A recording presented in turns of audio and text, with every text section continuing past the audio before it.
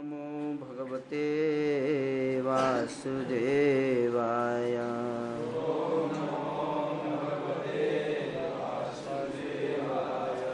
ॐ नमो भगवते वासुदेवाय।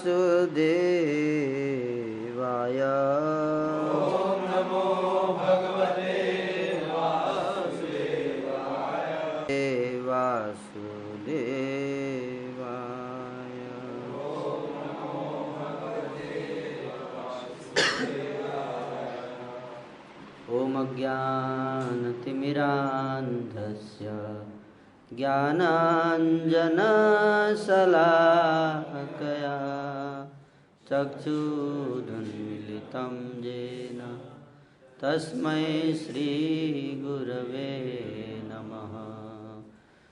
श्रीचैतन्यमनोभीष्टं स्थापितं येन भूतले स्वयं रूपः कदा मह्यं ददाति स्वपदान्तिकम्।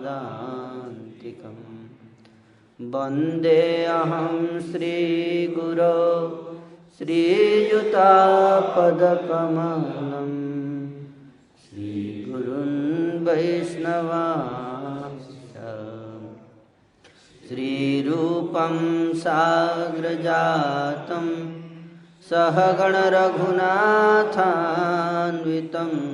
तं सजीवं साद्वैतं सावधूतं परिजनसहितं कृष्णचैतन्यदेवं श्रीराधाकृष्णपादान् सहगण ललिता श्रीविशाखान्वितांश्च।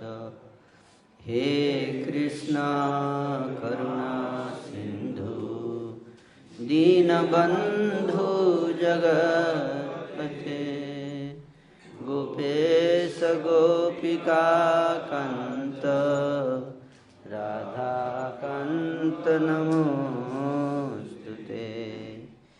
तप्त कांचन गौरांगी राधे वृंदावनेश्वरी वृषभानुसुते देवी प्रणमामि हरिप्रिये। वाञ्छाकल्पतरुभ्यश्च कृपासिन्धुभ्येव च पतितानां पावनेभ्यो वैष्णवेभ्यो नमो नमः। जय श्री कृष्ण चैतन्य प्रभु नित्यानंद श्री अद्वैत गदाधर शिवासादि गौर भक्तवृंद। हरे कृष्णा कृष्णा कृष्णा हरे हरे हरे राम राम राम हरे हरे। हरे कृष्णा। तो मैं बोल रहा था हवे गौर प्रभु कि मेरे को टॉपिक नहीं बताया आप लोगों ने क्या बोलना है।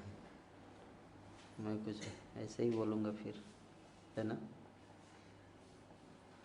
किस विषय पे चर्चा होगी कुछ इसका ज्ञान नहीं है मुझे।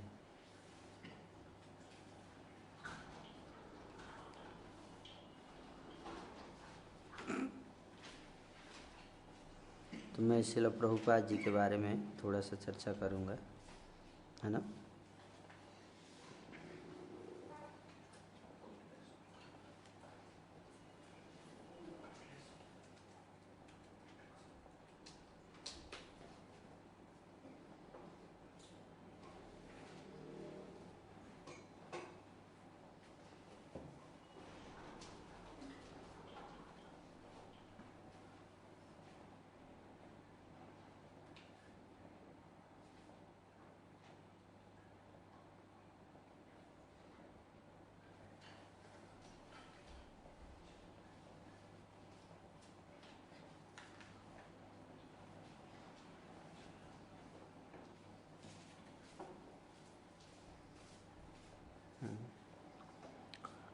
तो आप में से कितने लोग इंग्लिश नहीं समझ सकते?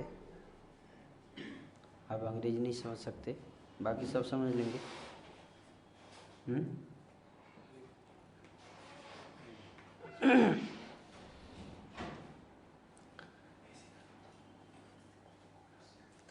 तो ये किताब काफ़ी अच्छा किताब है, इसको प्रभुपाद के बारे में बताया गया इस किताब में, है ना।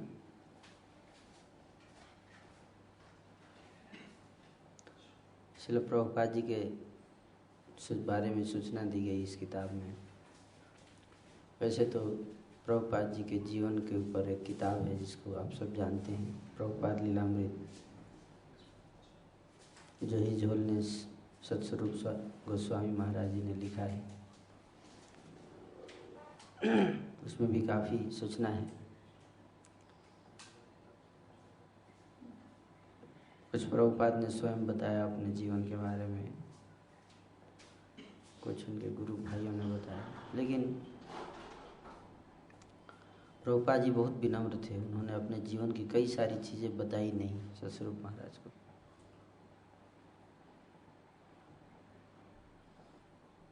तो विशेष तौर पे इस्कॉन बनने के बाद तो सबने देखा कि प्रभुपाद ने क्या क्या किया। इस्कॉन बनने से पहले प्रभुपाद का क्या भजन का, कम से कम अपनी भक्ति के बारे में ज़्यादा नहीं बताया प्रभुपाद जी ने। कैसे भक्ति करते थे, कैसे जप करते थे, कैसे, ज़्यादा सूचना नहीं है।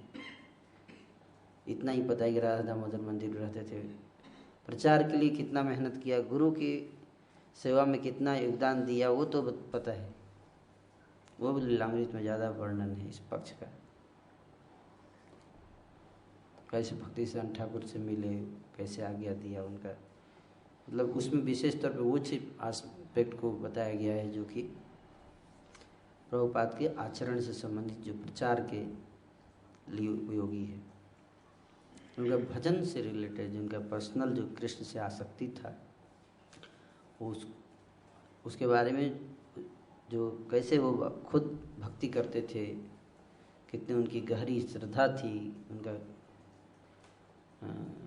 कितना गुप्त, कितने महान व्यक्तित्व थे प्रभुपाद जी, उन्होंने ज़्यादा अपने बताया नहीं।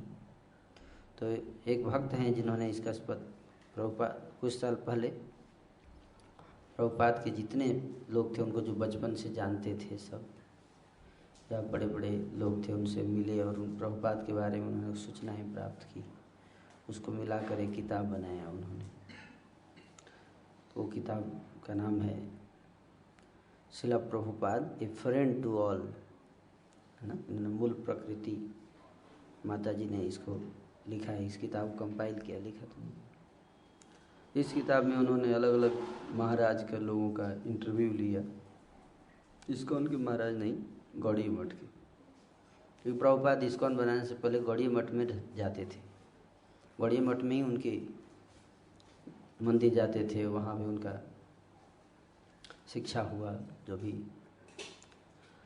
तो ये घटना जो आपको बताने वाला हूँ, ये घटना है, भक्ति सिद्धांत ठाकुर के शिष्य थे एक भक्ति रक्षक श्रीधर स्वामी गोस्वामी, जो महाराज थे, है ना। तो भक्ति रक्षक श्रीधर महाराज जो हैं, उनको प्रभुपाद अपने शिक्षा गुरु के रूप में मानते थे, शिक्षा गुरु के रूप में गाइडेंस लेते थे जब गृहस्थ थे। प्रभुपाद जी वो सीनियर भी थे, है ना। तो गुरु भाइयों में एक ही गुरु के दो शिष्य, लेकिन एक जो है वो शिक्षा गुरु हो जाता है, जब सीनियर होता है तो दूसरे को शिक्षा दे सकता है कि नहीं। तो उस तरह से तो उनका इंटरव्यू दिया गया इसमें। उनसे पूछा गया प्रभुपाद जी के बारे में। किससे? भक्ति रक्षक श्रीधर गोस्वामी देव महाराज, उनसे पूछा गया। तो उन्होंने प्रभुपाद के बारे में जो सूचना दिया वो मैं आपको पढ़ के सुनाऊंगा, है ना।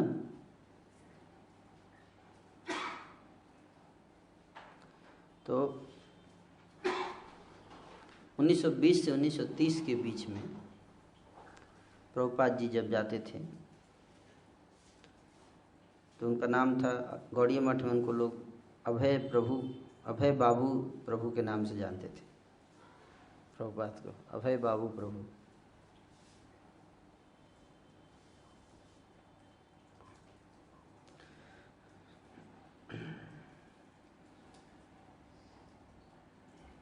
तो श्रीधर महाराज बता रहे थे कि जब प्रभुपाद जी कलकत्ता में रहते थे और प्रभुपाद के साथ इन्होंने काफ़ी समय बिताया कलकत्ता में। प्रभुपाद जी का जो घर था सीताकांत बनर्जी लेन, सीताकांत बनर्जी लेन वहाँ पे रोड है, वहीं पे प्रभुपाद जी का घर है कलकत्ता में, जहाँ प्रभुपाद जी रहते थे। तो प्रभुपाद जी के जो है वो उन्होंने 2 घर किराए पे ले रखा था। कितना? 2 घर जब गृहस्थ थे। तो 2 घर किस लिए? एक घर में परिवार रहता था, दूसरे घर में बिजनेस करते थे। और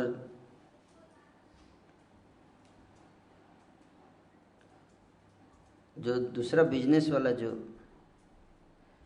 केमिकल का बिजनेस था प्रभुपाद जी का, किसका? केमिकल का बिजनेस। तो जो बिजनेस वाला घर था उसके ऊपर जो छत था, उसके ऊपर रूम कमरा था बड़ा, उस कमरा को उन्होंने वहाँ पे सेंटर खोल रखा था, प्रीचिंग सेंटर।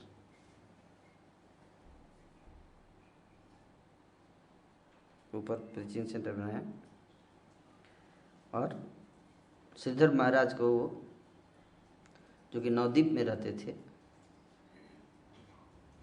श्रीधर महाराज नवद्वीप में रहते थे। नवद्वीप तो जानते हैं, हम लोग गए हैं परिक्रमा में। नवद्वीप से आते थे श्रीधर महाराज को, बुलाते थे कि आप नवद्वीप में तो रह रहे, कलकत्ता में प्रचार करना चाहिए आपको, आप इधर आके प्रचार कीजिए।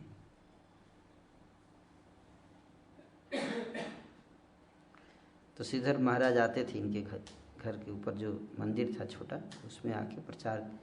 ये बुला प्रभुपाद जी जब घर पे थे तो अपने जितने local devotee, relatives, friends, business associates होते थे प्रभुपाद जी के, उन सब को बुलाते थे। जो ऊपर फैक्ट्री के ऊपर वाला जो हॉल था उसी में लेक्चर होता था। श्रीधर महाराज को बुलाते थे लेक्चर के लिए, प्रचारक थे श्रीधर महाराज। प्रभुपाद जी तो गृहस्थ थे उस समय, तो महाराज को बुलाते थे लेक्चर के लिए।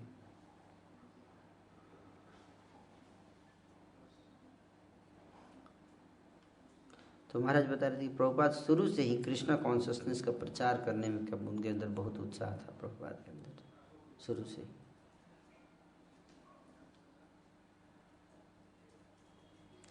और महाराज ये बता दें कि प्रभुपाद हमेशा पत्र लिखते रहते थे, बड़े बड़े नेताओं को लेटर लिखते थे।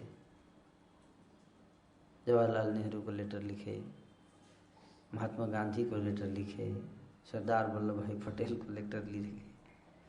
इतने बड़े बड़े नेता थे, सबको पत्र लिखते थे कि आप लोग हमें सहायता कीजिए कृष्णा कॉन्शसनेस का प्रचार करने के लिए, है ना।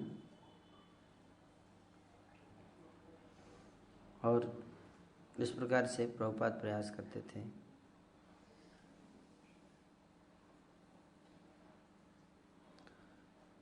महाराज ने एक ऐसी घटना बताई जो बहुत इंटरेस्टिंग है, जो मैं आपको शेयर करना चाहता था। ये 1950 की घटना है, लगभग 1950 से 60 के बीच की घटना है।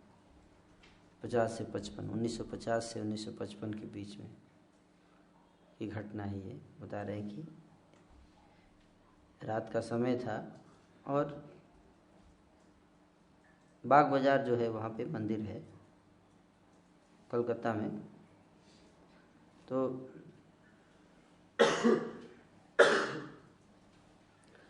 महाराज बता रहे थे कि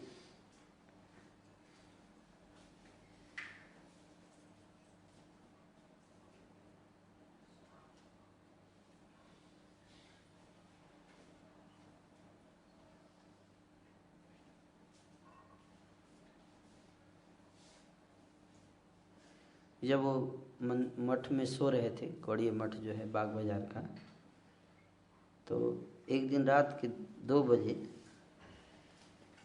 महाराज के दरवाजे पे जोर जोर से कोई पीटने लगा, नॉक कर रहा था रात के 2 बजे। कितने बजे? 2 बजे। तो महाराज उठ गए, उठे रात में 2 बजे, कौन है भाई इतनी रात गए? दरवाज़ा खोले तो देखे कि प्रभुपाद जी खड़े थे। दरवाज़ा खटखटा रहे थे, कौन? प्रभुपाद जी। उस समय उनका नाम था अभय बाबू, अभय प्रभु। तो पूछे कि भाई इतनी रात गए, क्या हो गया, क्या हो गया, आप इतनी रात गए, क्यों खटखटा रहे दरवाज़ा मठ में घुस के, इतनी रात गए 1-2 बजे?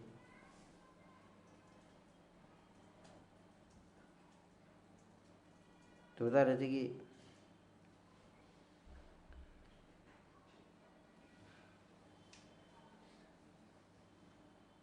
प्रभुपाद ने बताया, प्रभुपाद जो है बड़े बहुत ज़्यादा एक्साइटमेंट था उनके शरीर में, वाणी में, बोलने में। और बता रहे थे कि जस्ट अभी अभी मैं सो रहा था तो मेरे को सपना आया, और सपने में हमारे गुरु महाराज भक्ति सिद्धांत सरस्वती ठाकुर आए थे।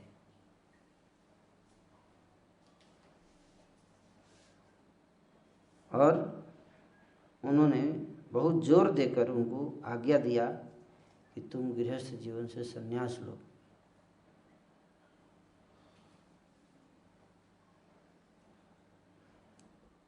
संन्यास जीवन अपनाओ। और ऐसा बोलते बोलते प्रभुपाद काफ़ी भावुक हो गए, गला रुद्ध हो गया। और फिर बताने लगे कि मेरे ऊपर इतना परिवार का जिम्मेदारी है, मैं इस जिम्मेदारी को कैसे छोड़ूंगा। परिवार के प्रति जो मेरा गृहस्थ का धर्म है वो भी मुझे निभाना है। और गुरु महाराज का आदेश भी है, सपने में आके गुरु महाराज मेरे को बोल रहे हैं,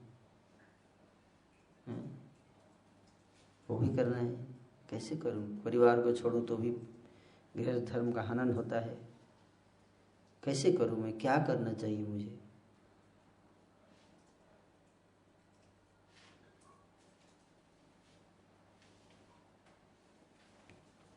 तो महाराज ने उनको बहुत समझाया, क्योंकि इनका परिवार जो है वो काफ़ी इन्फ्लुएंशियल फैमिली था प्रभुपाद जी का, बगल में ही रहते थे मंदिर के। अगर संन्यास ले लेते तो फिर घर के मंदिर के बगल में अगर किसी घर है वो ब्रह्मचारी बन जाए बच्चा तो क्या होता है, हैं? क्या होगा? मंदिर में हल्ला करेंगे ना, आके परेशान करेंगे, बदनामी होती है, एंटी प्रीचिंग होता है। तो महाराज ने इनको प्रभुपाद जी को समझाया कि देखिए आप ऐसा कीजिए, संन्यास अभी समय लीजिए थोड़ा और। गुरु महाराज आए हैं सपने में, लेकिन कोई भी काम धीरे धीरे होता है ना, आपके ऊपर जिम्मेदारी है गृहस्थ में। पर प्रभुपाद बहुत जोर दे रहे थे, बोले थे नहीं आप मुझे संन्यास दे दीजिए, संन्यास दे दीजिए आप मुझे, क्योंकि गुरु महाराज आए हैं सपने में, वो बोल रहे हैं संन्यास दे दीजिए आप मुझे। लेकिन महाराज तैयार नहीं हुए, बोले नहीं आप देखिए थोड़ा और समय लीजिए, देखते हैं थोड़ा और समय लीजिए। संन्यास दिया नहीं तो प्रभुपाद जी बड़े दुखी हुए कि महाराज मुझे संन्यास नहीं दे रहे हैं, गुरुदेव का आदेश है, गुरुदेव सपने में आए, बोल दिया, उसके बाद भी ये संन्यास नहीं दे रहे हैं मुझे।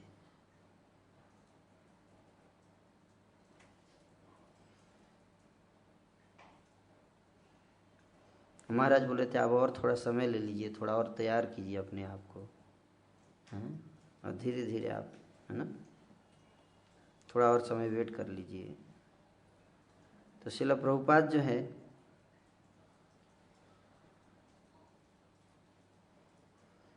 को समझाया उन्होंने, तो उन्होंने प्रभुपाद जी चलो ठीक है, शिक्षा गुरु हैं, सीनियर गॉडफादर है, कुछ कह रहे हैं तो बात मानना चाहिए, महाराज भी हैं।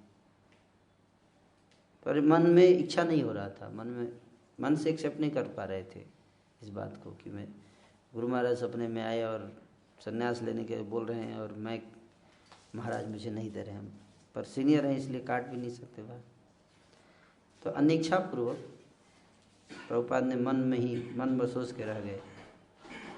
तो इस तरह से कुछ महीने और बीत गए, कुछ महीने और बीते, और एक बार फिर प्रीचिंग प्रोग्राम था और श्रीधर महाराज नवदीप से कलकत्ता मठ में आए थे रात के समय कलकत्ता में मठ में आके रुके थे। और फिर रात में सो रहे थे और फिर से 2 बजे रात को अचानक दरवाजे पे दस्तक किसी ने आके दिया।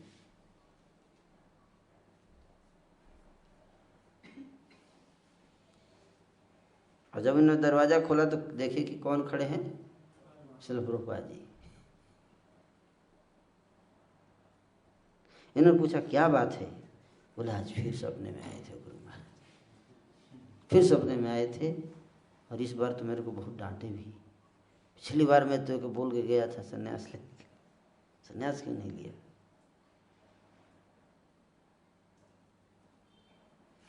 महाराज आप मुझे संन्यास दे दीजिए महाराज।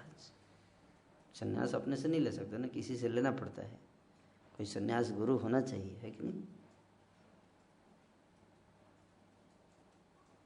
श्रीधर महाराज बता रहे हैं कि पर श्रीधर महाराज ने उनको फिर से समझाया कि नहीं आप, मैं नहीं दूंगा, आप अभी थोड़ा और समय ले लो।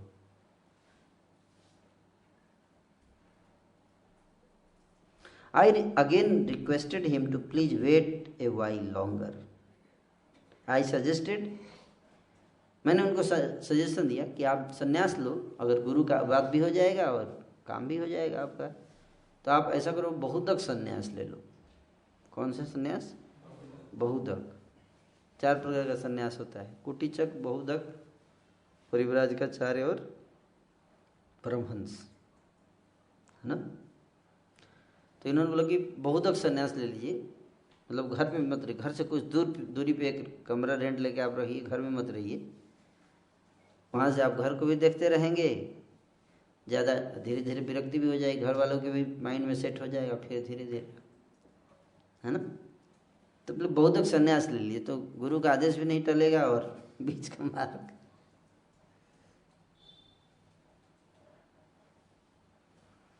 मैंने उनको काफ़ी समझाया। However, this time he was not amenable. मैं कितना भी समझाया लेकिन वो इस बात पे मानने के लिए तैयार नहीं थे इस बार। कौन?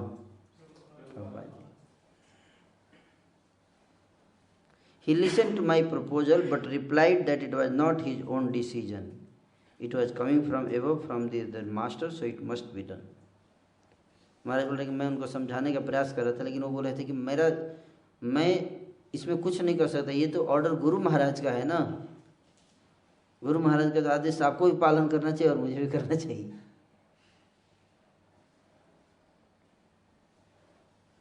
The next morning when we awoke there was commotion in the house next door.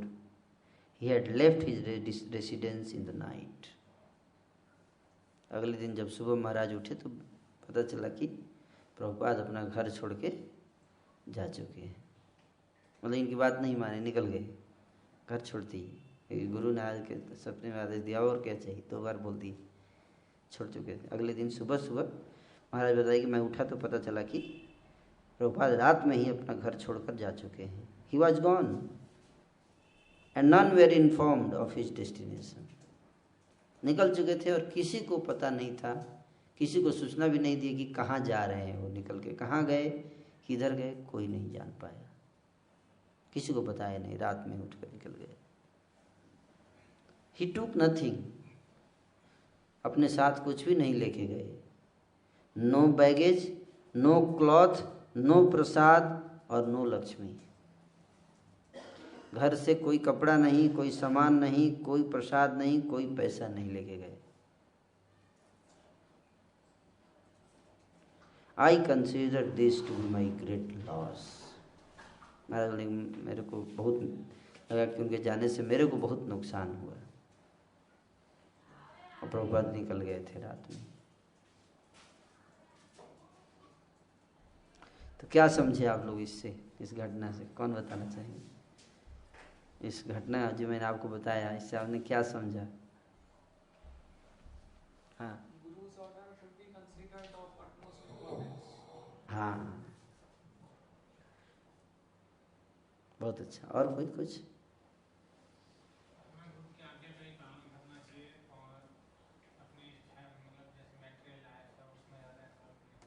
Correct. अगर कोई शिष्य अपने गुरु को शरणागत होता है तो चाहे वो मटेरियल कंफर्ट्स में रह रहा हो, परंतु वो अंदर से उससे विरक्त होता है। हाँ, और कौन बताना चाहिए, क्या शिक्षा लिया आपने?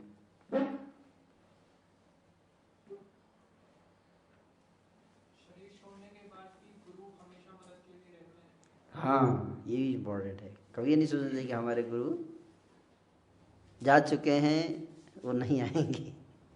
गुरु कभी मृत नहीं होते। गुरु हमेशा, जो शिष्य गुरु को मृत समझता है उसके लिए मृत होते, उसके लिए मृत रहते। भक्ति सिद्धांत ठाकुर, प्रभुपाद, श्रील प्रभुपाद जी, ये सब बहुत ही ऊंची कोट के आत्माएं हैं, संत हैं। नहीं तो सपने में कैसे आते? सपने में आ रहे हैं तो भक्ति सिद्धांत ठाकुर कोई साधारण आदमी तो सपने में आ नहीं सकता, किसी के आ सकता है? नहीं आ सकता। और सब शिष्यों के सपने में नहीं आए, ये भी इम्पोर्टेंट है कि नहीं? जब महाराज बता रहे इनके सपने में नहीं आए, केवल प्रभुपाद जी के सपने में आए, ये भी है। इतने सारे शिष्य थे भक्ति सिद्धांत ठाकुर के, लेकिन किसके सपने में आए? श्रील प्रभुपाद के सपने। तो प्रश्न उठता है कि सपने में क्यों आए? उनका देहांत हुआ उससे पहले बता के जाते, भाई इस डेट पे संन्यास ले लेना। कई ऐसी चीज़ें हैं जो ऊपर के लेवल पे हम नहीं समझ पाएंगे उसको, है ना? जब सही समय आता है तभी उसको बताया जाता है कि उसको क्या करना है आगे। ये भगवान की स्ट्रेटजीज हैं सब, ये सब गुप्त रहस्य हैं। इन रहस्यों के आधार पे ये आंदोलन चल रहा है। इसको साधारण आंदोलन नहीं समझना चाहिए। अगर आप इसको साधारण समझोगे तो आपके तो साधारण की तरह दिखेगा, अगर आप इसको सीरियस समझोगे तो सीरियस, आपके साथ सीरियस लीला होगी। ये तो हमारे ऊपर है कि हम इसको किस तरह से देखते हैं। हम इसको देखें, अच्छा बाकी जैसी संस्थाएं वैसे इस्कॉन भी एक संस्था है ना? तो आपको वैसे ही दिखेगा, है कि नहीं? तो प्रभुपाद जी भी विशेष आत्मा है कि उन्हीं के सपने में आए, उनके गुरु महाराज, उन्हीं को चुना उन्होंने इस कार्य के लिए, है ना? शिष्य तो हजारों थे, लेकिन प्रभुपाद जी को ही चुना भक्ति सिद्धांत ठाकुर ने, है कि नहीं? महाराज जी ने क्यों कंसीडर किया कि I feel it is a great loss that भगवान ने चले? ग्रेट लॉस इसलिए क्योंकि हेल्प करते थे ना वहाँ पे काफ़ी। जैसे आप बेस छोड़ के चले जाएंगे मान लीजिए, तो भाई अगर वो सोचेगा ना कि भाई इट्स ए ग्रेट लॉस, है कि नहीं? इस बेस के लिए तो ग्रेट लॉस ही है ना। भले आप चले जाके रुद्रपुर में ज्वाइन कर लीजिए, लेकिन दिल्ली के लिए तो ग्रेट लॉस है ना, ऐसा ना?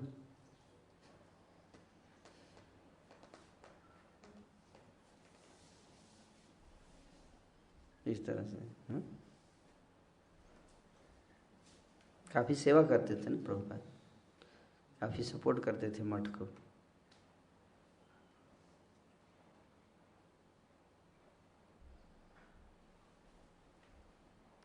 ये एक लीला बताया, दूसरा और बताऊंगा आपको।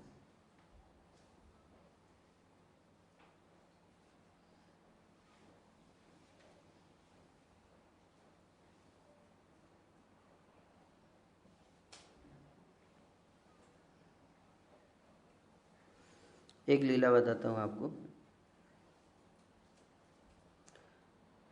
दिस स्टोरी, मायापुर में ये कहानी हुई थी 1980 में।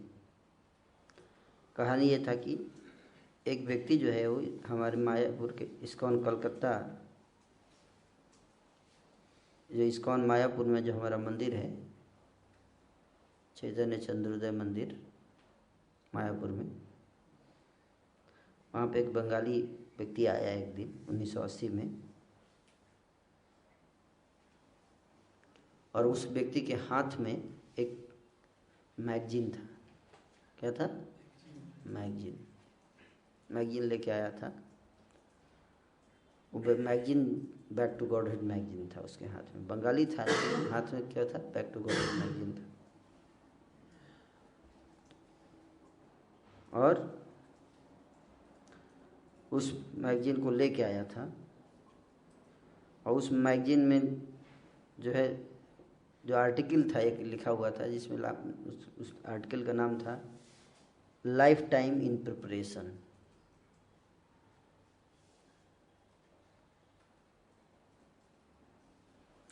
तो कुछ भक्तों पूछा कि यहाँ के मेन आदमी कौन है, मैं उनसे बात करना चाहता हूँ। उस व्यक्ति ने बोला, तो भक्तों ने मिलाया, वहाँ पे जो भी इंचार्ज थे वहाँ के मिलाया, तो वो आके उनसे बात करने लगा। उन्होंने बताया कि मैं आपसे कुछ बहुत ही रहस्य की बात शेयर करना चाहता हूँ, इसलिए मैं आया हूँ मंदिर में। तो उन्होंने पूछा, बताइए क्या रहस्य है? बोले कुछ ही दिन पहले उन्होंने बताया कि मैं पहले अपना परिचय दिए कि मैं कौन हूँ। बताया कि मैं शांतिपुर में अद्वैत आचार्य का घर है ना, अद्वैत आचार्य का घर शांतिपुर में है। शांतिपुर मायापुर के बगल में ही शांतिपुर एक गांव है, वहाँ पे अद्वैत आचार्य निवास करते थे।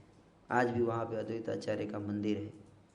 तो उस व्यक्ति ने बताया कि मैं उसी मंदिर का पुजारी हूँ, पिछले 40 साल से मैं वहाँ पे पूजा करता हूँ। 1940 से लेकर 1980 तक 40 साल से मैं वहाँ पुजारी हूँ। और कुछ ही दिन पहले मेरे साथ एक ऐसी घटना हुई जिसको मैं आपको बताना चाहता हूँ। भक्तों ने पूछा, क्या घटना हुई? बोला, मैं आपसे कुछ ऐसी बातें बताना चाहता हूँ। 1940 और 1950 के बीच की बात है। 1940 और 1950 की बात है।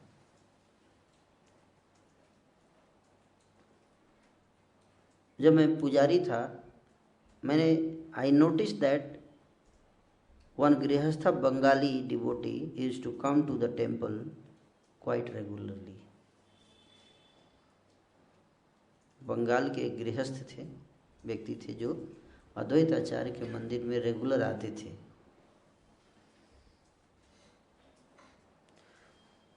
खादी धोती पहनते थे, वाइट खादी धोती और कुर्ता, और जब भी आते थे अकेले आते थे। और आकर अद्वैत आचार्य के मंदिर के पीछे बैठ जाते थे, किसी से कोई बात नहीं करते, और बैठकर बहुत ही शांति से, ध्यान पूर्वक, गहराई, गंभीरता से हरि नाम का जप करते थे।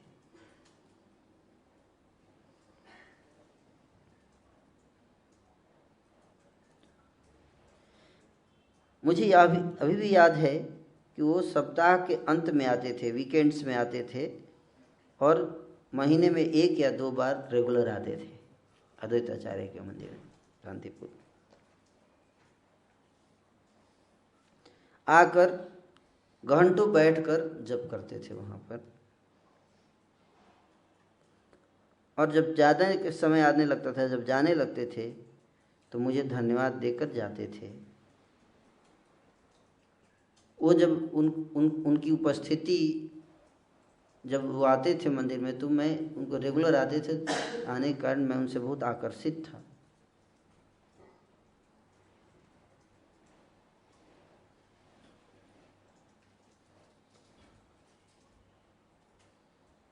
जब वो आकर जब करते थे मैं उनको कभी डिस्टर्ब नहीं करता था, क्योंकि वो निर्जन भजन करने आते थे।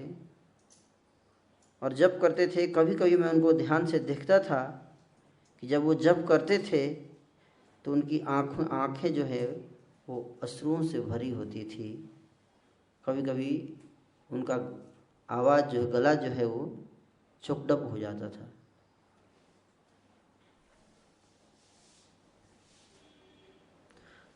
फिर उसके बाद कुछ समय के बाद उनका आना बंद हो गया। उनका आना बंद हो गया। फिर मुझे याद आ रहा है कि अगस्त 1965 में मैंने उनको फिर से दोबारा देखा। अद्वैत आचार्य के मंदिर में आए थे। कब? अगस्त 1965। उस समय वो लाल सन्यास कपड़ा धारण किए हुए थे और आकर उसी स्थान पर मंदिर के पीछे बैठ गए। कुछ ही क्षण में मैंने उन्हें पहचान लिया, क्योंकि वो मेरे पुराने मित्र थे। फिर वो वहाँ पे काफ़ी समय तक बैठे रहे, चैंटिंग करते रहे, हरे कृष्णा। मैं देखता था उनकी माला चल रही थी, आंखें बंद थी, पूरी तरह से ध्यान मग्न होकर जप कर रहे थे और बहुत ही जोर जोर से बीच बीच में रोते थे जप करते करते। और जब अंत में संध्या हुई, शाम हुई, तो उन्होंने दंडवत प्रणाम किया और काफ़ी देर तक धरती पर गिरे रहे प्रणाम करते हुए। और जब खड़े हुए, खड़ा होकर वो मेरे पास आए और मुझको फिर से धन्यवाद दिए कि आप इतने लगन से आप इस मंदिर की देखभाल कर रहे हो, आपका बहुत बहुत धन्यवाद।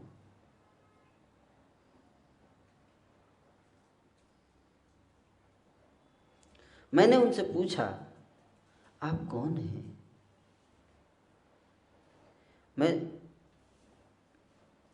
मैं तो आपको बहुत पहले से मैंने देखा है।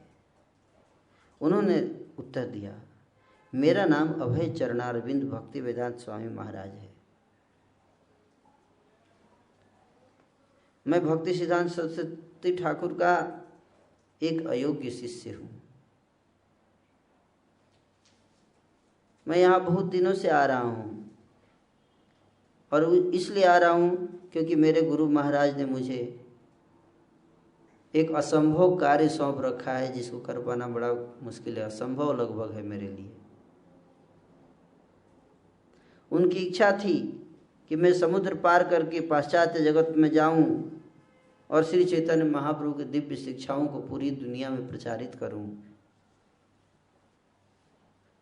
पाश्चात्य जगत में असंख्य जीव जो कभी राधा कृष्ण के बारे में सुने नहीं और इसके कारण संसार में दुख झेल रहे हैं।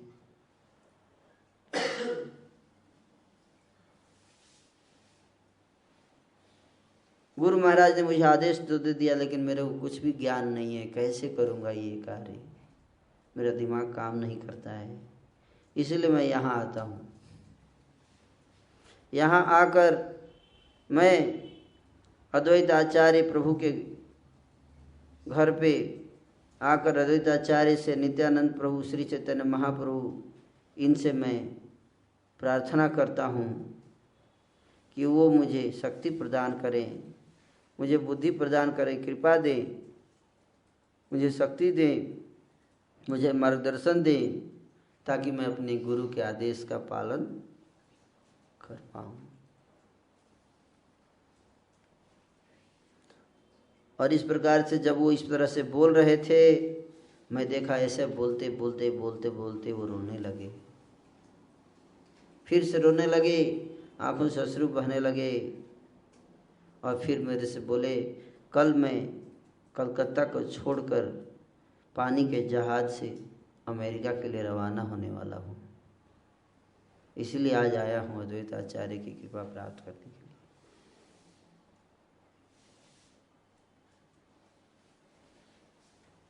मुझे ये तो पता नहीं कि वहाँ जाने के बाद मेरे साथ क्या होगा, पर मैं नित्यानंद प्रभु, अद्वैत आचार्य प्रभु, चैतन्य महाप्रभु की कृपा की प्रार्थना करना यहाँ आया हूँ। और फिर उन्होंने मुझसे भी बोला कि आप भी आशीर्वाद दीजिए मुझे, ताकि मैं ये कार्य कर सकूं, कर पाऊँ। उनकी इस विनम्रता, दृढ़ प्रतिज्ञा और गंभीरता से मैं बहुत ही प्रसन्न हुआ। और फिर मैंने देखा कि कुछ उनके जाने के कुछ सालों के बाद विदेशों से वैष्णव लोग आने लगे शांतिपुर। पहले कभी विदेश से कोई वैष्णव शांतिपुर नहीं आया, अब शांतिपुर में विदेशी आ रहे हैं। और विदेशी आए, एक दिन एक विदेशी आया, वो धोती पहना था, स्त्रियां साड़ी पहनी थी, गले में तुलसी माला थी। मैं तो उनसे कभी बात नहीं किया, लेकिन उनमें से एक ने मुझे ये मैगजीन पकड़ा दिया, बैक टू गॉडहेड मैगजीन पकड़ा, बांट रहे थे, अमेरिका से आए थे। और जब मैंने इस मैगजीन को पलटा तो उसमें ये फ़ोटो देख के मैं दंग रह गया। ये तो वही स्वामी जी हैं जो आते थे हमारे मंदिर में।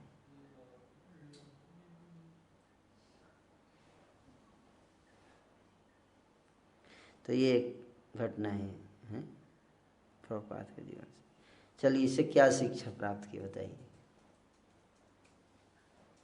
मैंने बताया, जैसे मैंने ये फ़ोटो देखा, मैं दौड़ते हुए आया यहाँ पे इस बात को बताने के लिए कि ये व्यक्ति ने अपने गुरु महाराज का असंभव आदेश भी लगभग इन्होंने उस असंभव को भी संभव करके दिखा दिया है, ये बताना चाहता था। इसलिए मैं यहाँ दौड़ते हुए आया ताकि यहाँ बता सकूँ आप लोगों को। क्या सीखे आप इससे, कौन बताना चाहेंगे?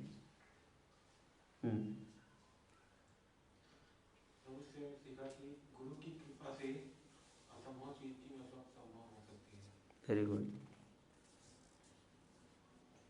जो हमें जो करना है, हमको जो अपनी जिंदगी में जो करना है, उसके बारे में हम लोग पूरे का पूरे अनक्वालिफाइड हैं। हम लोगों को एनी टाइम जो है प्रार्थना करते रहना चाहिए कि हम लोगों को जो हमें जिस चीज़ के लिए हमें जन्म दिया है, उस चीज़ को भगवान से प्रार्थना करते रहे, गुरु से प्रार्थना करते रहे कि हम उस चीज़ों को फुलफिल करने पाए, जो हमारे जीवन का लक्ष्य है।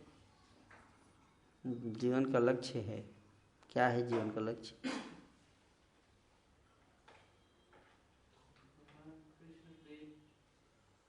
गुरु की आज्ञा का पालन जीवन का लक्ष्य क्या है?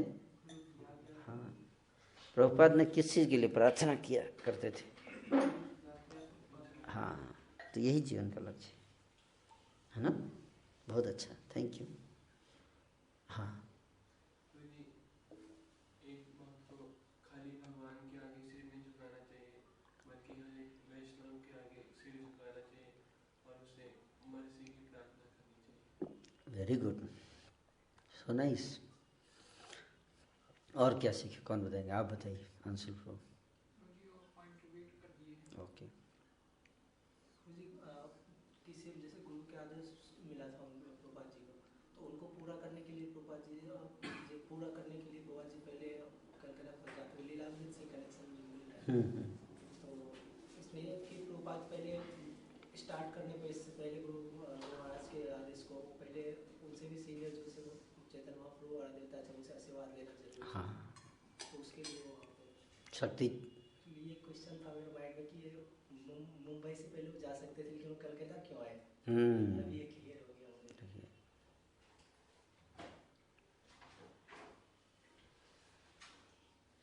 अद्वैत आचार्य से कृपा लेने आए थे।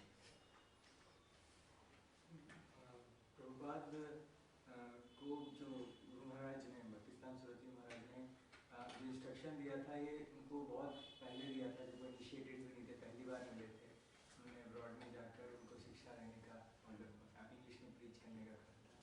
और वो पहला इंस्ट्रक्शन इतना पुराना इंस्ट्रक्शन, लेकिन संन्यास के समय तक भी वो उसी एक इंस्ट्रक्शन पर इतना मेडिटेट उन्होंने किया। सो गुरु का हर एक इंस्ट्रक्शन को हमें बहुत डीपली मेडिटेट करना चाहिए। Correct, thank you so much. और कोई कुछ बताएंगे? प्रभुपाद का एक लाइफ का एक घटना कितना शिक्षा देता है।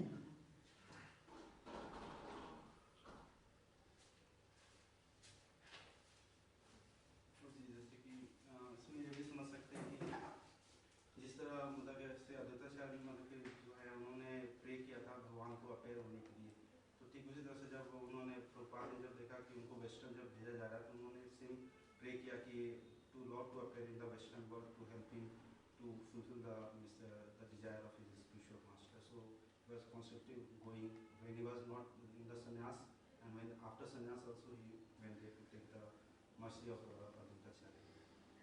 Very good. अद्वैताचार्य प्रचारक संस्थापक तो ही हैं इस संकीर्तन आंदोलन के प्रणेता अद्वैताचार्य। उन्होंने चैतन्य महाप्रभु का अवतार कराया था दुखी जीवात्माओं को उद्धार के लिए। अद्वैताचार्य ने बुलाया था महाप्रभु को, अवतार कराया। जब देखे कलयुग में इतना कष्ट है हो रहा है जीवों को। Although Prabhupada was very worried that time that how things will go on in the foreign countries, but somehow even during this worry, he trusted that Acharya will help him some manner. Yes, जानते थे कि कृपा जरूर मिलेगी। मैंने यहाँ आया हूँ, मैं मांगा, बोले नहीं लेकिन जरूर कृपा दिए हैं। ये समझ गया कि जरूर कृपा मिलेगा यहाँ पे। मैं भिखारी भीख मांगने जाते हैं, सोच कि मिलेगा कि नहीं मिलेगा, तो ट्राई करता है कि नहीं, है ना। उसी तरह से हर जगह ट्राई करना चाहिए भक्त को, है ना जी। प्रभुपाद बहुत कष्ट में थे जब तक गुरु महाराज का इंस्ट्रक्शन उन्होंने पूरा नहीं किया था, तब तक आके रोते थे। मतलब उन्होंने मनी मन में दृढ़ संकल्प लिया था कि मैं कर पाऊंगा कि नहीं कर पाऊंगा, और उसको दृढ़ निश्चय बना लिया था मेरे को करना ही है। और जब तक नहीं कर पाए थे तब तक वो रोते थे आके जब। हाँ, गंभीरता से लिए है ना, गुरु के आदेश को बहुत गंभीर लिए। कहाँ कोई दिखता है रोते हुए आपको? सोते हुए दिखते कि गुरु के आदेश को नहीं पालन कर पा रहा हूँ, कोई रोता है? कोई नहीं रोता है। बोलते अगर गुरु ज्यादा बोले क्या कर, आप क्या कर, नहीं क्यों पर क्या करूँ मैं, जान दे दूं?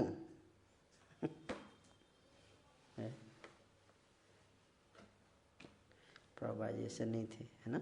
इसलिए प्रभुपाद जी प्रभु भक्ति सिद्धांत ठाकुर ने चुना उनको, विशेष आत्मा। क्यों? एक महान आत्मा कौन है इसकी सूचना पता चली कि वो गुरु से कितना आसक्त है, अपने गुरु से, गुरु के इंस्ट्रक्शन को कितना गंभीरता से लेता है। उससे पता चलता है कि वो कितना विशेष आत्मा है ना। ओके, चलिए एक चीज़ और आपको सुनाऊंगा मैं, एक लीला और लास्ट, ठीक है ना। ये लीला है वृंदावन, है ना। तो ये श्रीमान गोपाल चंद्र घोष बता रहे हैं, है? कौन? गोपाल चंद्र घोष वृंदावन रिसर्च इंस्टीट्यूट में काम करते थे, वैष्णव हैं और अद्वैत दास महाराज जी के गोवर्धन वाले के शिष्य थे। तो ये बता रहे हैं कि I saw and met Srila Prabhupada at the Radha Damodar temple when he was first living there. तो कि मैंने पहली बार उनको देखा भी, उनसे मिला था श्रीला प्रभुपाद जी से राधा दामोदर मंदिर में, जब वो शुरू में वहाँ पे रहते थे। राधा दामोदर मंदिर गए हैं आप लोग? हैं? प्रभुपाद जी का कमरा भी देखे होंगे, है ना। तो वहाँ पे रहते, तब इन्होंने गोपाल चंद्र घोष जी उनसे वहीं पे मिले थे। बता रहे कि वो वहाँ जो वेरेंडा है रूम के बाहर, वेरेंडा है ना रूम के बाहर, वहीं पे शाम के समय बैठकर प्रभुपाद जी वहाँ जप करते थे शाम में। वहाँ पे कोई जाता नहीं था, पहले वृंदावन में इतना भीड़ नहीं रहता था। वृंदावन में इतना भीड़ आप देखे हो, जो भी कंस्ट्रक्शन ये सब दिख रहा है ना, इस्कॉन की स्थापना के बाद हुआ है।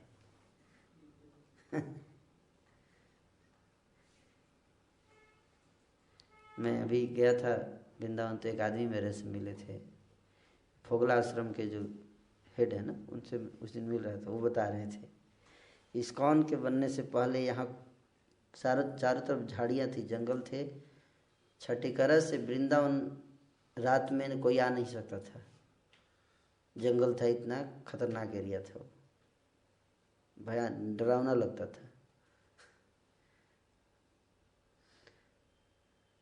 तो अभी तो आप जाओगे तो आपको दिखेगा कैसे, उस समय की बात कैसे आप समझोगे, है ना, नहीं समझ पाओगे। अभी तो सोचा अच्छा इतना आसान था, है ना। उस समय गेस्ट हाउस ये सब नहीं, कहाँ था, 2-3 गेस्ट हाउस, धर्मशालाएँ होती थी छोटी छोटी।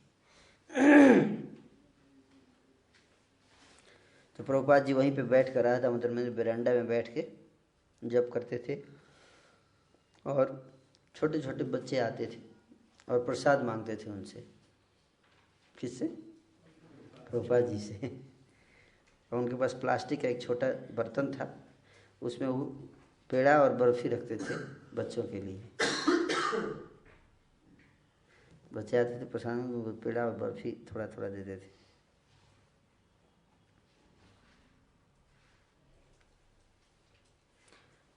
तो उस बर्फी को पहले वो भोग लगाते थे। उनके पास कुछ फोटो हुआ करती थी, फोटोग्राफ रहता था, उससे भोग लगाते थे।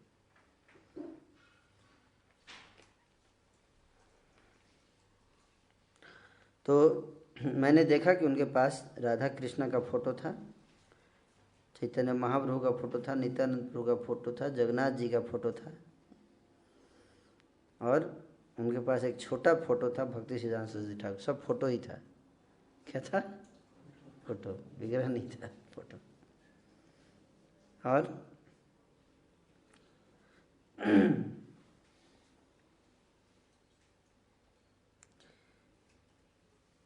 इन फोटोग्राफ्स की रोज पूजा करते थे। जब वो अकेले रहते थे कमरे में तो उनके साथ ही फोटो ही रहता था। कभी कभी वो अपने उनके पास एक छोटा स्टोव था, उस पर कुकिंग करते थे खुद, और कभी कभी राधा दामोदर मंदिर से प्रसाद ले लिया करते थे।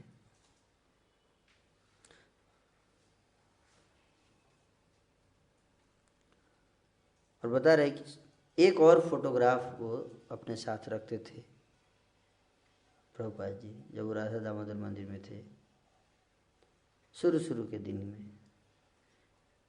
वो फोटोग्राफ था शिला श्रीधर महाराज का। श्रीधर महाराज का फोटोग्राफ रखा करते थे प्रभुपाद जी, शिक्षा गुरु मानते थे उनको।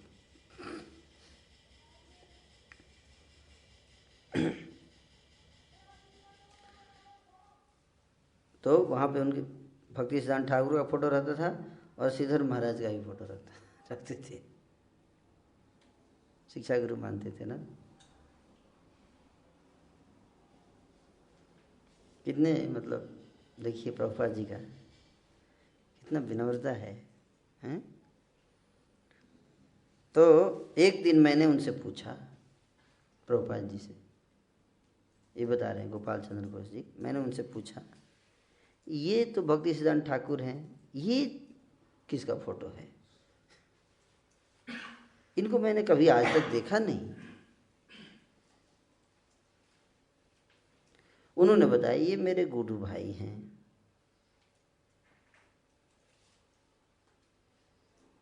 और ये चैतन्य महाप्रभु के संप्रदाय के बहुत बड़े प्रकांड विद्वान हैं।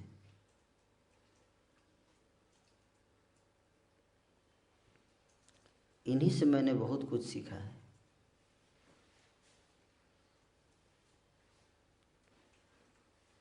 ये हमारे शिक्षा गुरु हैं। प्रभुपाद जी बताएं कौन है हमारे शिक्षा गुरु?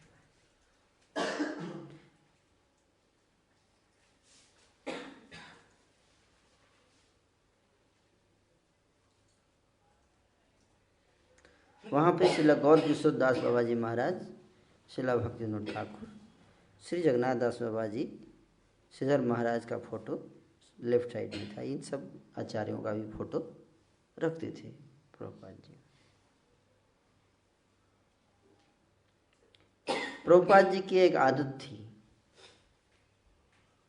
कुछ भी जब प्रसाद बनाते, कुछ भी करते, तो सबसे पहले कुछ भी अपने गुरुदेव को ऑफर करते। कोई प्रसाद लेके आता था, कोई भी प्रसाद लेके आया कहीं से, उनको दिया तो पहले अपने गुरुदेव को ऑफर करते थे, फिर लेते थे। बता रहे कि एक बार की घटना है, मैं अपनी आंखों से देखी घटना है। राधा दामोदर मंदिर का पुजारी जो था,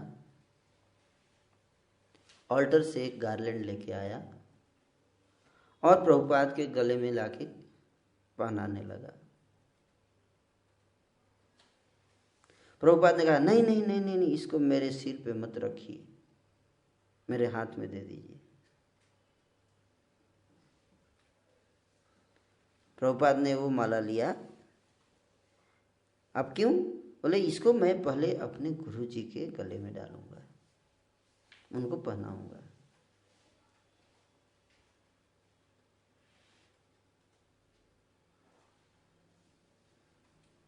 और मैंने देखा वो माला लिए गए अपने गुरु महाराज, उनके अपने कमरे में गए। वहाँ पे जो भक्ति सिद्धांत ठाकुर का फोटो रखा हुआ था, फोटो पे चढ़ाए और उसके बाद उन्होंने अपने सिर पर उस माला को लगाया, गले में लगा लिया।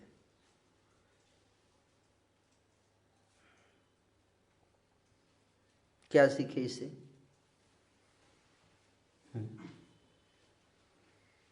गुरु एक्सेप्ट करना, इसका मतलब होता है गुरु को सरेंडर करना अपने आप को।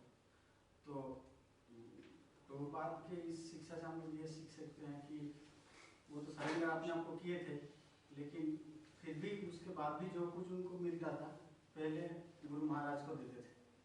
इससे ये सीखने को मिलता है कि कितना समर्पित थे अपने गुरु के प्रति। जो भी उनको मिलता है पहले गुरु को देते हैं, फिर खुद लेते हैं। Very good, thank you.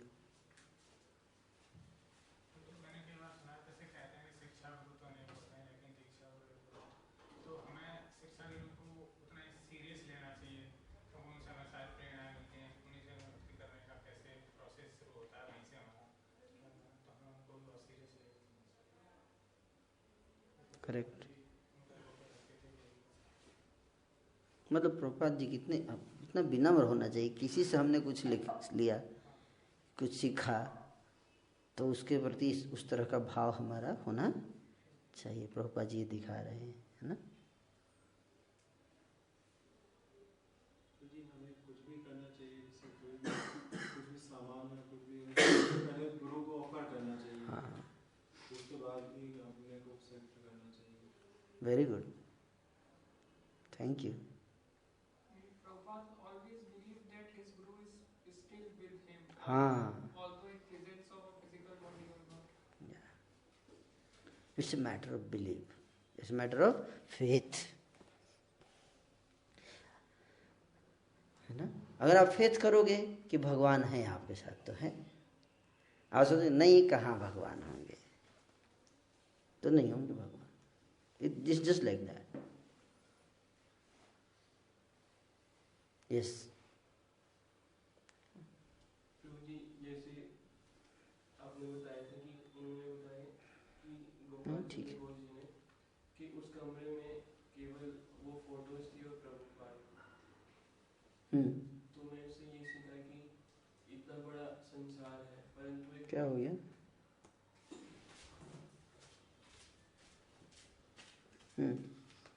जैसे आपने बताया कि उस कमरे में केवल वो फोटोज थी और हाँ, तो उससे मैं ये सीखा कि एक फोटो थी प्रभुपाद थे और उनका फेस था। उससे मैं ये सीखा कि मतलब एक भक्त के जीवन में यही होता है, गुरु और गुलाम। उसको बाहर की सांसारिक चीजों से कोई मतलब नहीं। यस। तो जी इससे और एक चीज सीखने को मिलता है, प्रभुपाद की नज़र में दीक्षा गुरु जितना इम्पोर्टेंट है, वो तो शिक्षा गुरु भी उतना ही इम्पोर्टेंट है। हाँ, जो शिक्षा दी, जिनसे कुछ हम सीख रहे हैं किसी से, तो उसको वैल्यू देना, उनको सम्मान देना चाहिए, है ना। शिक्षा गुरु को ये नहीं बोलना चाहिए कि मेरे को इम्पोर्टेंस दो, लेकिन जो कोई भी हमें शिक्षा दे रहा है ना, उसको हमारे हृदय में उसके प्रति उतना ही सम्मान होना चाहिए, कहने का अर्थ है ना। मतलब हर वैष्णव का, जो भी अगर कोई वैष्णव भी है हमारे जीवन में, तो उसको भी हमें सम्मान देना चाहिए, जो हमें शिक्षा दे रहे हैं, है ना। ये कहने का अर्थ है, ठीक है ना।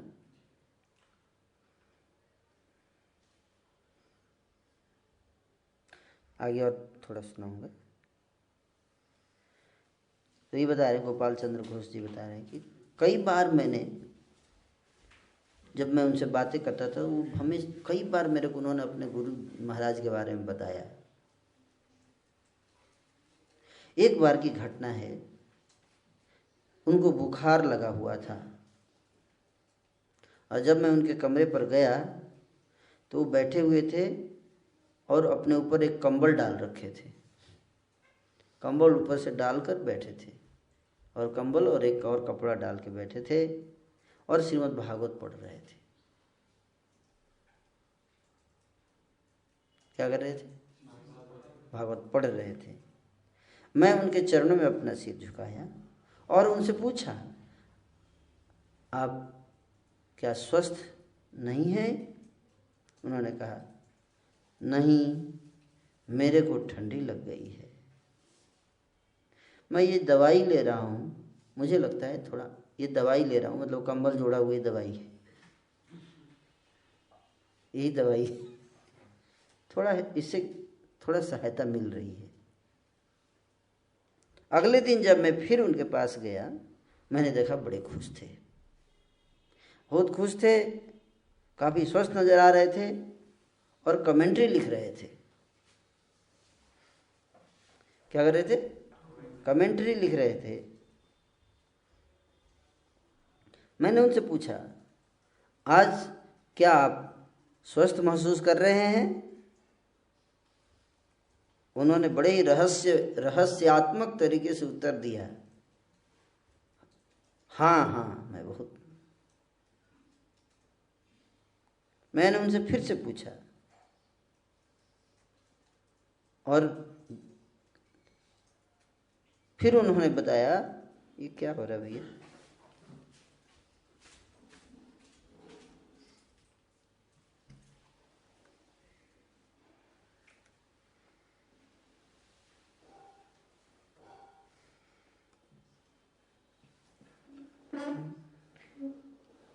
मैंने उनसे फिर से पूछा और उन्होंने बताया, रात में मेरे प्रभुपाद मेरे सपने में आए।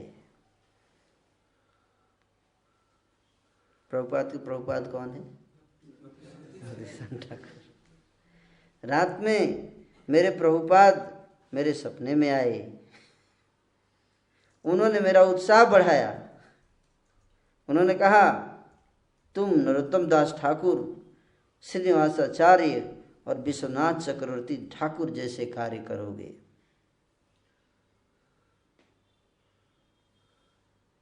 बड़े खुशी से उन्होंने मुझे बताया, मेरे को मेरे गुरु महाराज की कृपा मिल गई है, उन्होंने मुझे आशीर्वाद दिया है और मुझे शक्ति भी प्रदान किया है। कल रात में मैं बहुत चिंतित महसूस कर रहा था कल कि मैं भागवत की कमेंट्री कैसे पूरा करूंगा।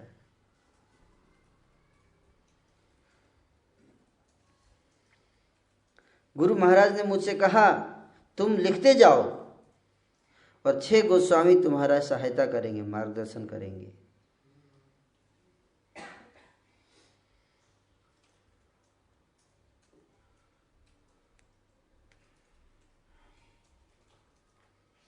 और उन्होंने ये भी बताया कि जब वो बीमार थे तो उनके गुरु महाराज जो हैं वो 2-3 बार सन्यास के ड्रेस में उनके पास आए हैं। 2-3 बार सन्यास के ड्रेस पहन के उनके पास आए, सन्यास ड्रेस में।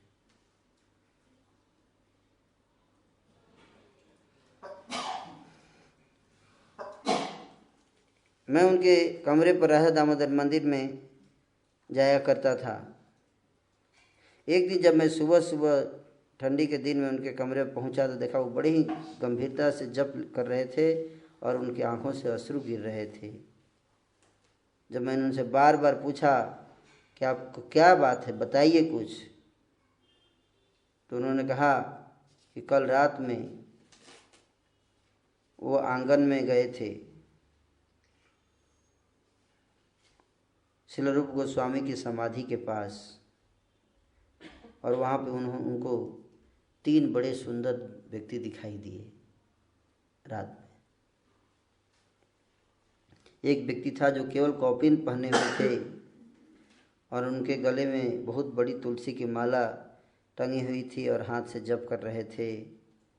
उनकी आंखें कमल के समान बड़ी थी, बहुत दिव्य ज्योति उनके शरीर से प्रकाशित हो रही थी। और एक और भी व्यक्ति थे जो उन्हीं की तरह ड्रेस पहने थे, लेकिन थोड़े लंबे थे और उनसे ज़्यादा वृद्ध थे और बहुत कृपालु लग रहे थे। और उन दोनों के पीछे एक नौजवान साधु थे, वो भी बहुत सुंदर और मधुर थे। साधु स्वामी महाराज ने बताया कि ये तीनों रूप गोस्वामी, सनातन गोस्वामी और जीव गोस्वामी थे। उन तीनों ने मुझसे बातें की और उन तीनों ने मुझे कृपा दिया और मेरा मार्गदर्शन भी किया कि मेरे को किस तरह से लिखना है और किस तरह से प्रचार कार्य करना है आगे।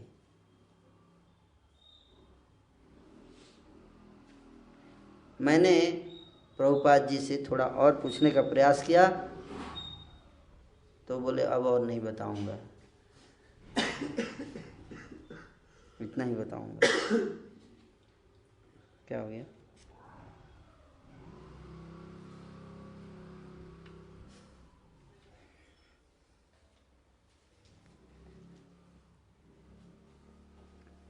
एक समय सुबह सुबह जब मैं उनके घर गया तो एक आश्चर्यजनक चीज उन्होंने मेरे से बताया कि आधी रात के समय वो जप करते हैं, अपने कमरे में जप करते हैं रात में। आधी रात में जब वो जप करते हैं तो उनको कुत्तों के भौंकने की आवाज़ सुनाई देती है और उसी के बीच बीच में बांसुरी की आवाज़ सुनाई देती है। मेरे को 2-3 बार बांसुरी की आवाज़ सुनाई दी है रात में, और वो बांसुरी जो है कोई साधारण व्यक्ति की बांसुरी नहीं थी। ऐसी बांसुरी की ध्वनि मैंने आज तक जीवन में कभी नहीं सुना है, और मेरे को ऐसा लग रहा है कि जरूर भगवान कृष्ण की बांसुरी थी वो। ये सपना नहीं हो सकता क्योंकि मैं उस समय जगा हुआ था और मैं कुत्तों की आवाज़ भी सुन रहा था।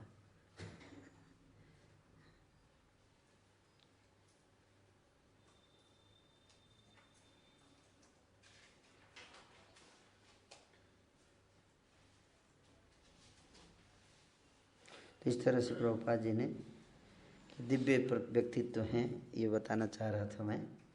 प्रभुपाद जी को साधारण व्यक्ति नहीं समझना चाहिए। हरे कृष्ण। तो अभी आप लोगों को गुरु महाराज का लेक्चर हुआ था परसों, है ना? तो गुरु महाराज ने क्या कहा था कि बुक डिस्ट्रीब्यूशन बुक मैराथन में करना है ना, बोले थे ना? और आपने अभी देखा प्रभुपाद ने कितना असंभव कार्य को किया है। तो हमारे लिए तो गीता डिस्ट्रीब्यूशन असंभव नहीं है। अमेरिका तो जाना नहीं हमें, है ना? हमें क्या करना है? गीता बांटना है ना? इससे गुरु के आदेश है, गुरु की आज्ञा है। प्रभुपाद जी चाहते थे, है ना? प्रभुपाद जी किताबें लिख के गए। हमें बोलते किताब लिखने के लिए तो हमारा हालत ख़राब हो जाता है कि नहीं? फिर प्रभुपाद जी क्या किए, लिख दिया, हमें बोले केवल बांटते रहो, बांट, इतना भी करोगे तो तुमको मैं भगवत धाम ले जाऊंगा। हम तो लिख तो सकते नहीं, बांट सकते हैं, है ना। प्रभुपाद कितने दयालु हैं देखिए, कि लिख के चले गए, बोले बांटो तुम लोग, है ना।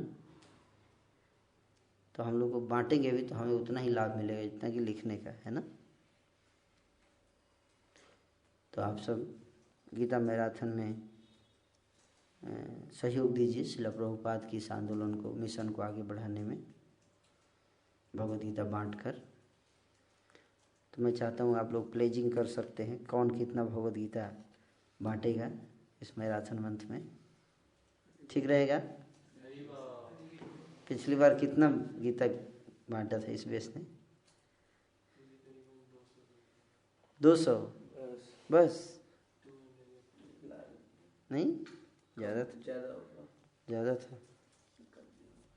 तो एक ड्यूटी करते हैं। 200 तो एक आदमी कर सकते हैं।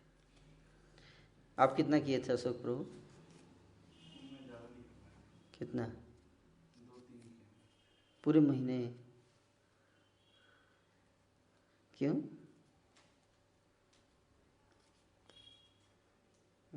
शक्ति नहीं मिली आपको?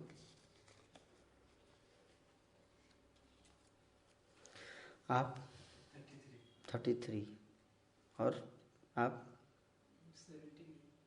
17 पूरा एक महीने 17। बलराम प्रभु आप कितने किए थे? 7।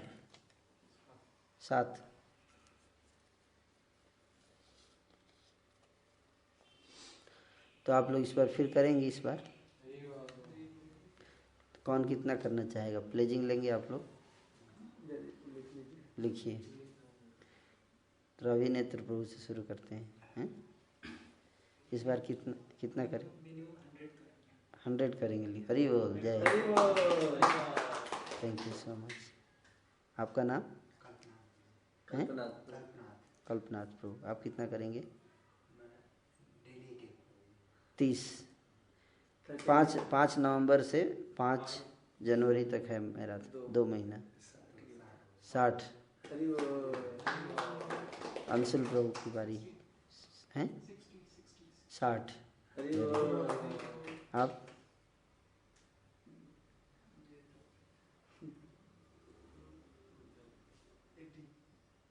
80। हरि बोल, जय। आप? 50। 50 मिनिमम। 50। आप? लास्ट टाइम मैंने 50 डिस्ट्रीब्यूट किया था, अराउंड 100 स्पॉन्सर किया था। तो इस साल में 200 को। जय हो। आप? 50। ठीक है। और आप? 500। हरि बोल। और आप? 100। और पीछे क्या नाम है आपका? अच्छा, आप तो प्रसाद बनाइए सबके। ऐसा प्रसाद बनाइए कि खा के बुगड़ी स्टेशन के लिए निकल जाएं, सोए नहीं। अशोक प्रभु आप कितना करेंगे? 30 तो आप करेंगे। स्पॉन्सर कितना करेंगे?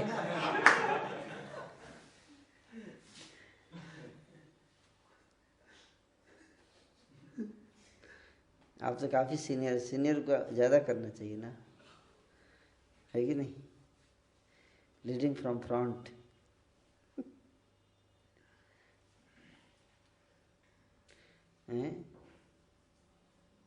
कम से कम बराबरी कर दीजिए। 50।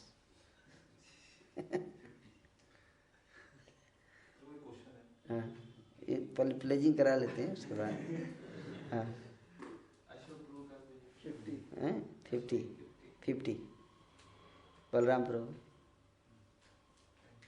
20। चलिए 20 लिखिए।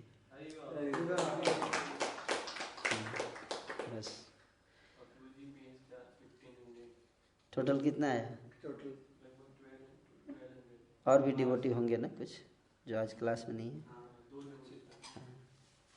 ट्राई कीजिए। यही हो गया, बेस का हो गया, 1200-1300 ही हुआ है। यस, क्वेश्चन पूछिए, लास्ट क्वेश्चन। यस। मेरा क्वेश्चन मतलब इससे रिलेटेड था कि फिजिकली सर्विस करना और स्पॉन्सर सर्विस करना, मतलब अगर एज अ स्पिरिचुअल पॉइंट से देखें तो क्या मतलब दोनों का इक्वल सिग्निफिकेंस होता है कि मतलब जो मैं कहना चाह रहा हूँ इसको इक्वल सिग्निफिकेंस होता है कि डिफरेंट वे में होता है कि हम फिजिकली कर नहीं पा रहे हैं तो हम स्पॉन्सर कर रहे हैं, या हम कर सकते हैं मतलब हम फिजिकली कर सकते हैं बट हम करना नहीं चाहते या तो हम समर्थ हैं कर रहे हैं, ऐसा ही। करना चाहता है लेकिन कर नहीं पाता है, यार ऐसा भी होता है। यदि करना चाहता है लेकिन कर नहीं पाता है ना। कुछ लोग कर पाते हैं, है ना। तो ये उतना इम्पोर्टेंट नहीं है, आप जैसे भी करना है कर सकते हैं, बांट भी सकते हैं, स्पॉन्सर भी कर सकते हैं। आप स्पॉन्सर करोगे तो कहीं ना कहीं गीता, उस पैसे की गीता कहीं से, जैसे 10,000 गीता मेरे को स्पॉन्सर मिली थी गांव में बांटने के लिए, विलेज प्रीचिंग में। तो जो स्पॉन्सर किया था तो गांव में जाके हमने बांटा, है ना। तो कोई ना कोई तो पढ़ेगा ना, तो कोई अंतर नहीं हुआ। पैसा आपने दिया तो आपको लाभ मिलेगा, उसको कृपा मिलेगा, है ना।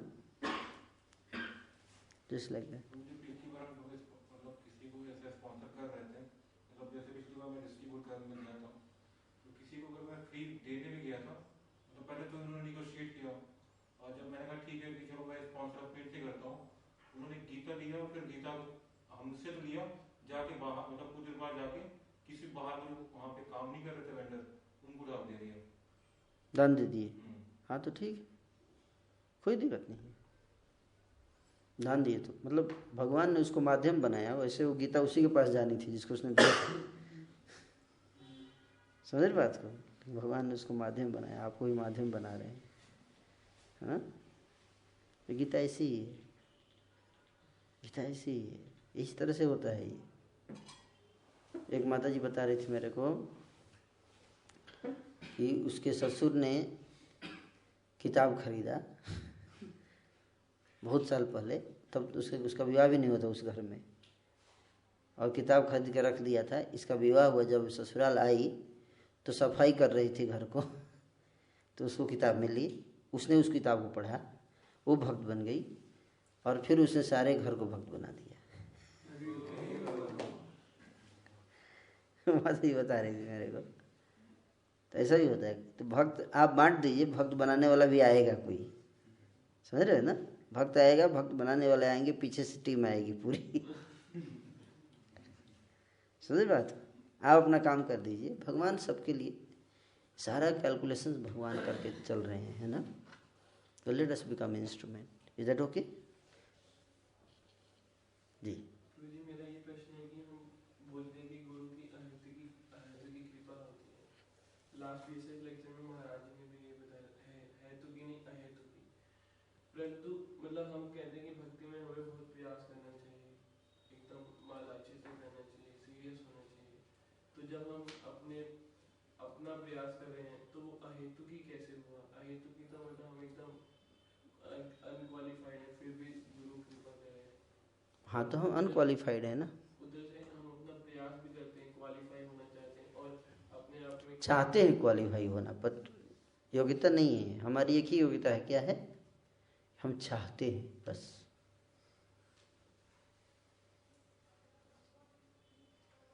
हमारे प्रयास से थोड़ी ना हम भगवान को प्राप्त कर सकते, लेकिन प्रयास करने से केवल एक ही चीज पता चलता है कि ये व्यक्ति सीरियसली चाहता है, बस इतना ही हम बताना चाहते हैं प्रयास करके। आप समझ बात को। जब कोई व्यक्ति प्रयास करता है तो उससे केवल इतना पता चल जाता है भगवान को कि ये सीरियसली चाहता है। तो फिर भगवान कहते हैं अहेतु की कृपा भी भगवान देना चाहते हैं, तो सबको नहीं दे सकते ना। तो किसको देंगे अहेतु की कृपा? उसको देंगे जो चाहता है कृपा, भले योग्य ना हो लेकिन चाहता है। एक व्यक्ति होता है ना, चाहता है पर योग्य नहीं है। जैसे आप IAS बनना चाहते हैं लेकिन योग्य नहीं है IAS बनने के, है ना, तो नहीं बन सकते, है कि नहीं? लेकिन भक्ति में ऐसा नहीं है, अगर आप चाहते हो और भले आप योग्य ना हो फिर भी मैं बन जाओगे। क्यों? कैसे? अहेतु की कृपा। समझ में आ रहे? हाँ। तो लौल्यम, लौल्यम एको मूल्यम। क्या? लौल्यम। और लौल्यम कैसे पता चले कि इसके अंदर कितना लौल्यम है? कितना प्रयास कर रहा है, कितना व्याकुल है वो, अपना पूरा दम लगा रहा है ना। हनुमान जी पूरा दम लगा के पहाड़ उठा रहे थे, गिलहरी अपना पूरा दम लगा के थोड़ा थोड़ा कंकड़ डाल रही थी पुल बनाने के लिए, लेकिन दोनों अपना पूरा पूरा प्रयास किए, लेकिन दोनों के प्रयास से पुल नहीं बना। पुल किसके कारण बना? राम जी की कृपा से बना, है कि नहीं? समझ रहे बात को? इसको कहते हैं अहेतु की कृपा। गिलहरी क्या पुल बनाएगी? गिलहरी गिलहरी बाद में बोलेगी मैंने पुल बनाया था, इसीलिए मेरे को भगवान राम ने कृपा दिया। कैसे, क्या हेतु था आपको, कैसे राम ने कृपा दी? अरे पुल बनाया था, पुल बनाया था मैंने। हंसेगा, अरे पुल बनाया, गिलहरी ने पुल कैसे?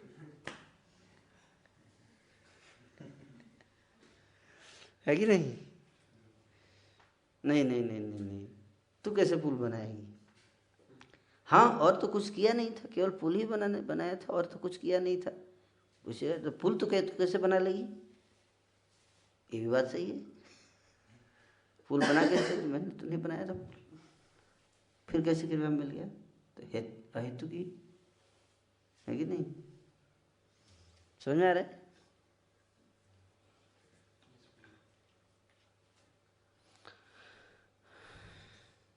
ओके। आपने अभी बताया कि ये ड्रीम मतलब सपना में जाके, मेरा क्वेश्चन ये था कि ये जो सपना जो आता है तो ये पर्टिकुलरली कुछ पर्पस से होता है या फिर कभी कभी बाय चांस, या फिर कुछ इसका?